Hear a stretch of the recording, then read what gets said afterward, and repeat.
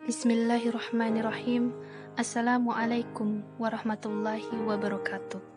Alhamdulillahirabbil alamin. Wassalatu wassalamu ala asrafil anbiya'i wa mursalin wa ala alihi wa sahbihi ajma'in, amma ba'du.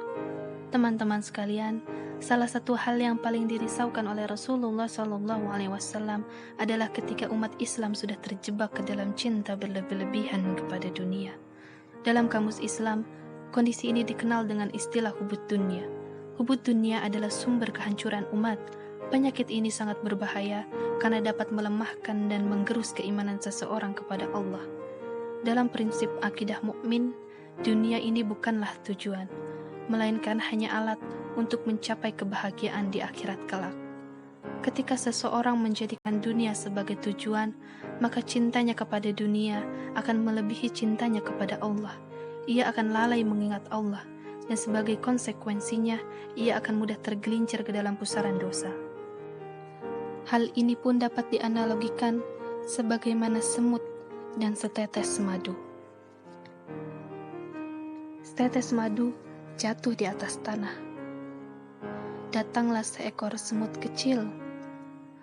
Perlahan-lahan dicicipinya madu tersebut. Manis.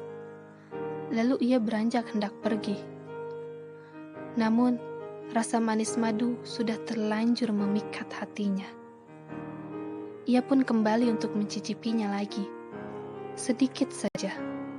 Setelah itu, barulah dia akan pergi. Namun, ternyata ia merasa tidak puas hanya mencicipi madu dari pinggir tetesannya. Ia pun berpikir, kenapa tidak sekalian saja masuk dan menceburkan diri agar bisa menikmati manisnya lagi dan lagi. Maka masuklah sang semut, tepat di tengah tetesan madu.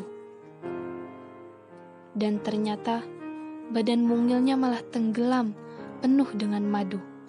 Kakinya lengket dengan tanah.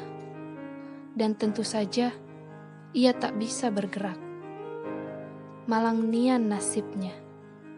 Ia terus seperti itu hingga akhir hayatnya. Mati dalam kubangan setetes madu.